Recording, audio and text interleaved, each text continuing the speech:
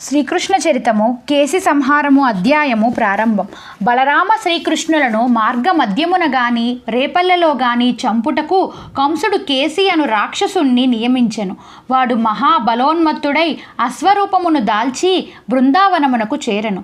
తన బలమైన గిట్టలచే భూమిని రంధ్రములుగా పొడుచుచు దుమ్ము రేపుచు భయంకరంగా సకలించుచు ఒక్క ఉదుటున గాలిలోకి లేచి గోపీజనులపైకి దూకెను.